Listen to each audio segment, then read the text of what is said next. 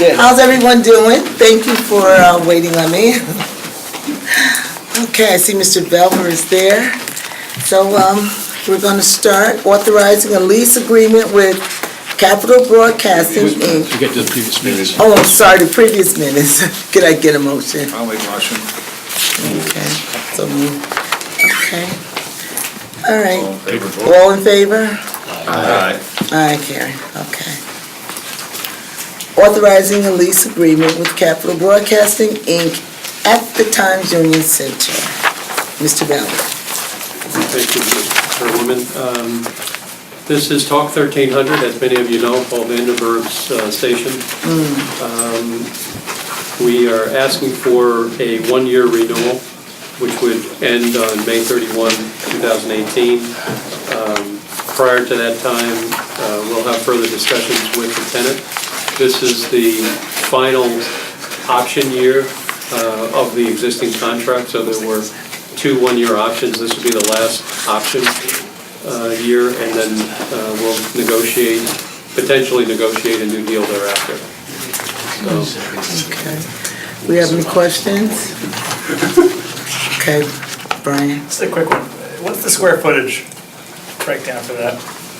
It's about 1,400 square feet total. Okay. Any other questions? Did we have any other potential interest in the space? No, and I don't know if you recall back some time ago, but that space on the mezzanine level has been tough in the past to find somebody to go in there. It's kind of off the beaten trail from the sidewalk. It may be different as we get down the road and the renovations are completed and we open that atrium up during the day and so forth for people that can go in and have lunch. It might be easier for us to attract somebody at that time. So this is actually good for us as much as it is for him, where we can have time to see how things go, since we should be complete with construction by early November. So we've got some time to decide what we want to do with that space. Any other questions? Okay. Here we have a motion. Second. All in favor? Aye. Okay. Reviewing the income statements.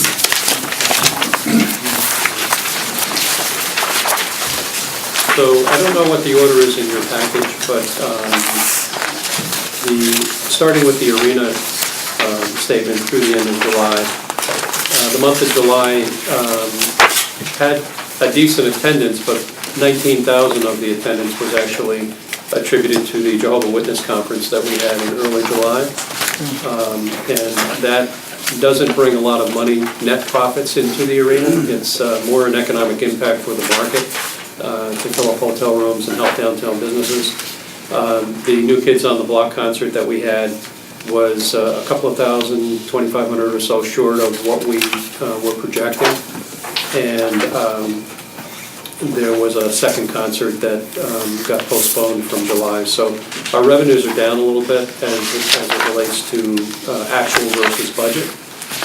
But our year-end total right now through July is sitting at a net profit of $497,223. The budget at this time through July is $550,794. So we're not very far off. We're about $60,000 off from budget.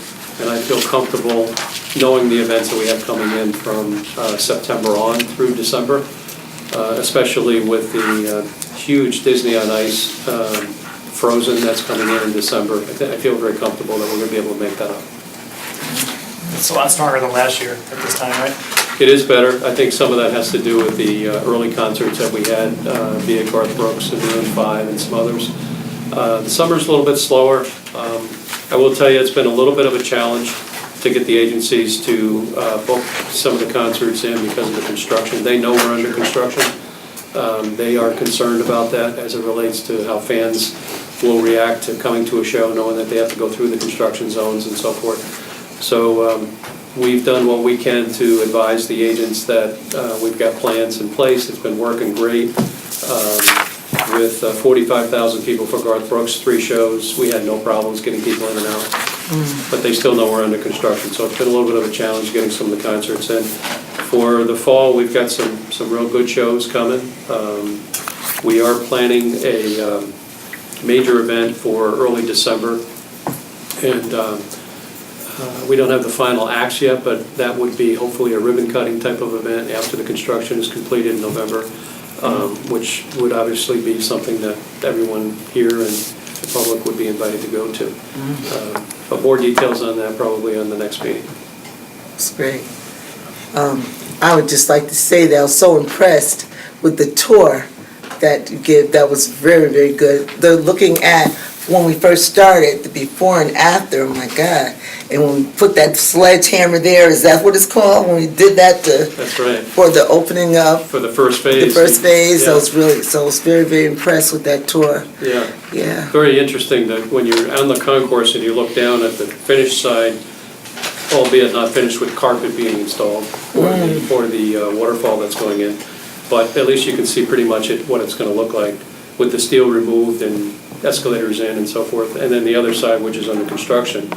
But once it's done, it is going to be absolutely beautiful. Yeah. There'll be further improvements that will take place on the concourse as well, with repainting the concourse and some changes to the concession stands and so forth. But the atrium is going to be the focal point, and that waterfall, 3 stories high. Nice. Plant materials all been purchased and ordered, and it really is going to be something to be proud of. So I want to say thank you to all of you and the legislature for investing the money that's needed to be able to make the changes, positive changes to this arena.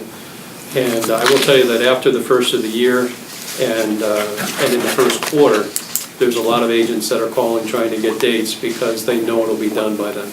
Nice, nice. Very good. We have any other questions for Mr. Velver while he's sitting there patiently? Motion? Motion to adjourn? Aye. Aye, thank you so much.